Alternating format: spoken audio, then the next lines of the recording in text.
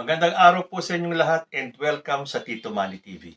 Gusto ko pong i-share sa inyo yung aking episode sa Usapang Tito Manny. Ito po yung tungkol sa ginawa ng pamilya Duterteng paninira sa ating presidenteng Bongbong Marcos. Ito po ay nangyari sa prayer rally daw sa Davao. Prayer rally pero puro pagmumura at pagbabatikos at paninira ang ating narinig. Kayo na po ang humusga kung tama ba itong ginawa ng pamilya Duterte sa ating presidenteng Bongbong Marcos.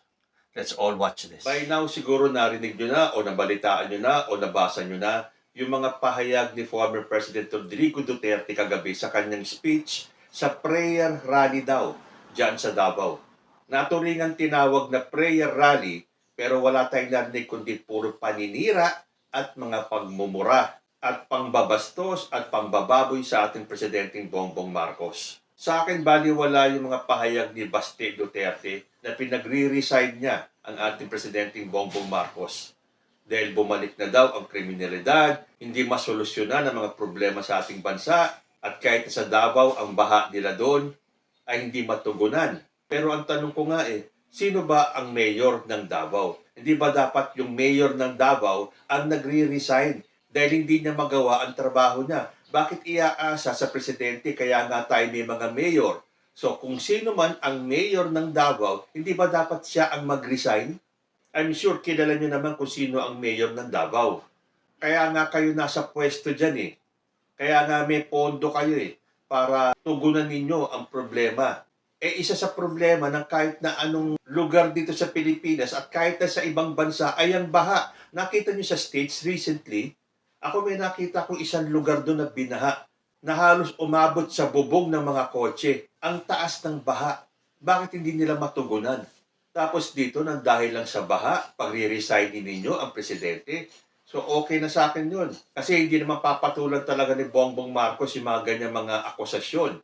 Pero nung nagsalita na si former President Rodrigo Duterte, ay nag-iba na ang pakiramdam ko. Dahil ang pinaglalaban nila sa prayer rally na yan ay hindi sila umaayon sa People's Initiative. At yan ay isinisisi nila kay Bongbong Marcos. Dahil baw na lang daw ng baw si Bongbong Marcos sa mga gustong gawin ng pinsan niyang si Martin Romualdez. Hindi ba nagsalita na si Bongbong Marcos na ayaw niya dun sa PI at inatasan pa nga ang Senado na manguna dyan sa issue ng Chacha? Doon pa lang, hindi na pumayag si Bongbong Marcos sa kagustuhan ni Martin Romualdez. Tapos sinasabi nila si Martin Romualdez ang may pakanadyaan. Ang hinihingi lang naman ni Martin Romualdez is for them to prove it na kesa si Martin Romualdez ay may ambisyon maging presidente kahit na wala pa namang sinasabi si Martin Romualdez na tatakbo siyang presidente sa 2028. Personally ako no offense meant, pero hindi rin naman ako sang-ayon kay Martin Romualdez maging presidente sa 2028. Pero siyempre, kanya-kanya po tayo ng opinion. Gusto nyo si Sara, gusto nyo si Martin, or kung sino man ang gusto nyo maging presidente sa 2028. Ang sa akin lang, para sa akin, kung tatakbo si Martin Romualdez, hindi ko rin po siya iboboto, okay? At nakikita ko naman na hindi magpapa-under si Bongbong Marcos sa pinsan niya. Hindi lang kumikibo si Bongbong Marcos dahil po sa sinasabi nating separate powers ng 3 branches of government. Sila po ay may kanya-kanyang trabaho. Pero hindi po ba kinausap na rin ni Bongbong Marcos ang Senado at ang Kamara? Dahil gusto niya magkaayos ito? Sa tingin niyo ba, walang sariling pag-iisip si Bongbong Marcos after nilang ipaglaban ang pamilya Marcos? Ang pangalan Marcos in more than 3 decades, basta-basta na lang pababayaan ni President Bongbong Marcos na iba ang magpatakbo ng bansang ito? At very absurd sa akin para isipin na si Lisa Marcos ang nagpapatakbo ng bansa. Kapani-paniwala ba talaga yun? Na si Lisa Marcos ang nagpapatakbo ng bansa? Isipin nyo ang mabuti. Kaya ba ni Lisa Marcos lahat ng ginagawa ng presidente natin? Yung makipag-meeting, mag-speech, hindi ko po tinatawaran ang kakayahan ni Lisa Marcos. Pero para isipin na si Lisa Marcos ang nagpapatakbo ng bansa, napakalaking kalokohan po niyan. Sila po ay mag-asawa. So kahit papano, pinag-uusapan po nila. At malamang, yung mga problema ng bansa ay napag-uusapan nila. Mag-asawa yan Pero hindi nangangahulugan na pababayaan ni Bongbong Marcos ang asawa niya si Lisa Marcos ang magpatakbo ng bansa. Yan po ay isang malaking kalokohan. Hindi ko alam kung paano nyo napapaniwalaan yan. Again, yan po ang sarili ko lang opinion. Hindi po magagawa ni Lisa Marcos na patakbuhin ang bansa na siya ang masusunod sa lahat ng desisyon. Ginagawa nyo naman tanga at lame duck si President Bongbong Marcos matapos ng napakadami niyang ginagawa para sa bansa natin. Yan kasi ang style ninyo. Ang ipakalat ng isang maling balita in the hope na pagtagal-tagal at yun ang lagi niyong iginigiit sa taong bayan ay nagiging totoo yung mga kasinungalingan. Anyway, balik po tayo sa speech ni former President. Talaga pong hindi ako nakatulog, lalo na nung pinagdiinan ni former President Duterte na si Bongbong Marcos, si President Bongbong Marcos ay isang drug addict. Hindi ba kayo mababahala? Diretsahan niyang sinasabi na si President Bongbong Marcos ay kasama daw dun sa narco list at meron daw tayo ngayong presidenteng drug addict. At yan ay sa harap pa ni Senator Amy Marcos na kapatid ng ating presidente. At sa mga pinaggagawa ni Senator Amy, kapatid niya ba siya ni President Bongbong Marcos? O tinakwil niya na ang kapatid niya? Dahil hindi po siya nagpunta dyan sa event ni President Bongbong Marcos sa Luneta. Pero nandyan siya sa prayer rally. Hindi ko talaga matanggap yung salitang prayer rally dahil puro kasiraan ang narinig natin. Tapos yung mga sinasabi pa ng ex-president na parang hinihikayat niya ang militar na mag-aklas at tanggalin ang suporta kay President Bongbong Marcos dahil sa siya ay isang drug addict na namumuno ng ating bansa at dahil sa ayaw nila sa PI. Pero narinig naman natin ang ating presidente na sinabi pa nga niya na itigil yung pagpapapirma. Pero siyempre, yung grupo ni Duterte hindi maniniwala dahil para sa kanila, ploy lang na kunya-kunyarian lang na ayaw ni President Bongbong sa PI pero siya po ay nag-give in na sa kagustuhan ni Romualdez. Masyado niyong ina-underestimate si President Bongbong Marcos. So sabi ko, nako magkakagulo ito. Ano kaya ang susunod na mangyayari? Ipadadampot nila si President Bongbong Marcos? Ito na ba talaga yung simula ng sinasabing Oplan 2024 to unseat President Bongbong Marcos at ipalit si Sara Duterte? Si Sara Duterte nagpakita sa Luneta at nagpahayag siya ng suporta kay President Bongbong Marcos. And then, lumipad siya papunta ng Davao para suportahan, understandably, ang kanyang ama at ang kanyang mga kapatid. Na kahit puro paninira ang inilabas ng kanyang pamilya against kay President Bongbong Marcos, kailangan niyang tanggapin yun. Pero yung ginawa ni Senator Amy Marcos, parang hindi katanggap-tanggap. Actually, masasabi ko po na nawala talaga ang aking paghanga kay Senator Amy. Naturingan pa naman siyang sinasabing super ate.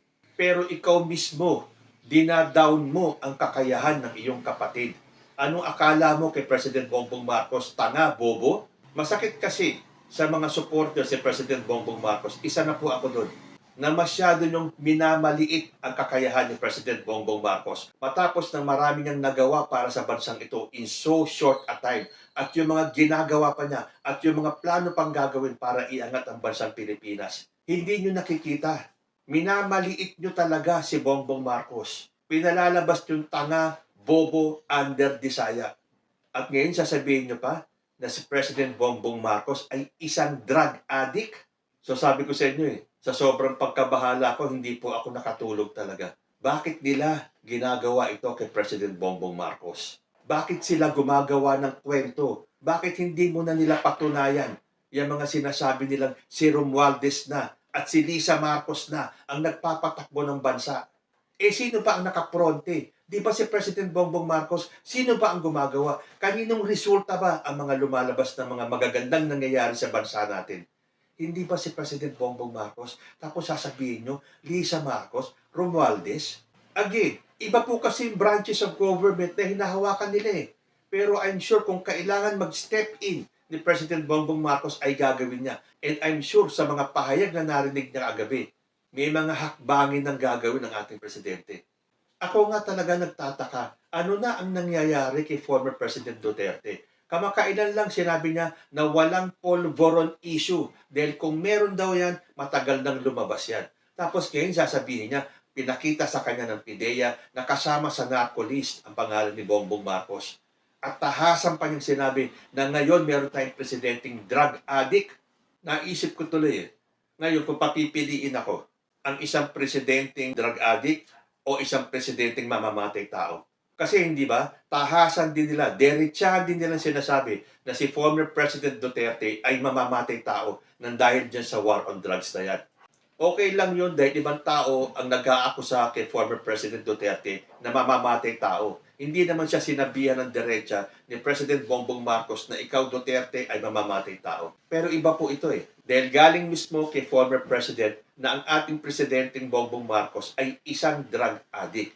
Tahasan niyang inakusahan na si President Bongbong Marcos ay drug user. Ano ang magiging pakiramdam mo, Senator Amy Marcos, na kahit na anong pagtatanggol mo sa mga Duterte, ilalaglag din pala ni President Duterte ang kapatid mong si Bongbong Marcos. Although I'm sure nagulat din si Senator Amy sa si VP Sara sa mga narinig nilang sinabi ni ex-President Duterte. Okay lang kaya lahat ng yon para kay Super Ate? Ngayong umaga po, naglabas ng official statement ang PIDEA. Basahin ko po. President Ferdinand Marcos Jr. was never in our watch list. The Philippine Drug Enforcement Agency categorically states that President Ferdinand R. Marcos Jr. is not in its watch list, contrary to the statement of former President Rodrigo Duterte claiming that when he was the mayor of Davao, he was shown evidence by PIDEA that in the list, the name of the president was there. Former President Duterte was mayor of Davao from 1988 to 1998, 2001 to 2010, then 2013 to 2016. PIDEA, on the other hand, was activated on July 30, 2002. When PIDEA was activated, it established its National Drug Information System or NDIS, which is still in existence today. The NDIS is the intelligence database of all drug personalities, gathering inputs from counterparts in both law enforcement and intelligence agencies.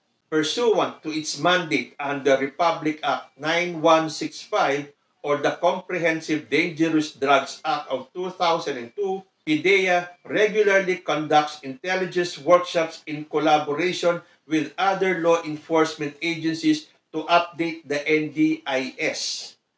From its inception in 2002 and up to the present, President Ferdinand R. Marcos Jr. was never in our NDIS. It is worthwhile to note that when the former president took over in 2016, his administration came out with a list which was then initially called the Narco List, sometimes referred to as the Duterte List, and upon continuing validation and revalidation, it became the Interagency Drug Information Database or IDID. The name of President Marcos is also not in the said list.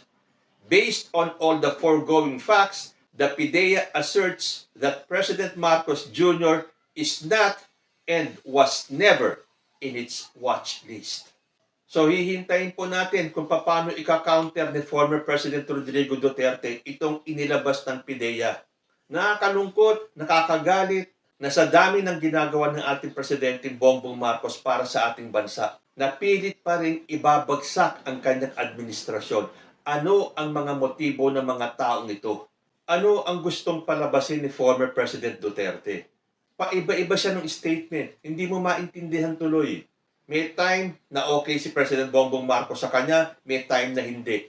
Tulad dito, sinabi niyang walang polvoron video, at kung meron man, matagal nang lumabas yan. Tapos ngayon mismo manggagaling sa kanya na si President Bongbong Marcos ay isang drug addict. Paano naman kaya nagagampanan ng ating presidente ang kanyang trabaho kung siya ay isang drug addict? But then again, tulad ng lagi kong sinasabi, haters will continue to hate. At kahit na anong magandang nakikita nila, ay hindi katanggap-tanggap para sa kanila. At kung kailangan mag-bully ng mga kasinungalingan, gagawin nila just to put that person down. And that is our President Bongbong Marcos. So ang hiling ko po sa ating lahat, huwag po tayong bibitaw sa pagsuporta sa ating Presidente Bongbong Marcos dahil patuloy po ang kanilang paninira para po i-discredit ang ating Presidente at ang kanyang gobyerno. Ano kaya ang nararamdaman ngayon ni Senator Super Ate Amy Marcos tungkol sa mga binitawang salita ni former President Rodrigo Duterte? Kayo, ano sa tingin ninyo? Gagantihan naman kaya ni President Bongbong Marcos si former President Duterte? At pabayaan na kaya niya ang gobyerno na makiko-coordinate at makipag-cooperate sa ICC? Yan po, ano ang masasabi nyo? Hindi ba yan ay sobrang paninira na at pambabastos na sa ating presidente? Mabuti na lang naglabas ang PDEA ng statement na never nakasama ang pangalan ni Bongbong Marcos sa listahan nila. Ito po ay ginagawa ko para ma-spread naman po natin yung side ng ating mahal na Presidente Bongbong Marcos. Dahil sa dami ng naninira at gustong ibagsak ang administrasyon ni President Bongbong Marcos, ito man lang magawa ko in my own small way para naman ipagtanggol ng ating Presidente. So hanggang dito na lang po muna tayo, hanggang sa susunod na mga issues. Maraming salamat po.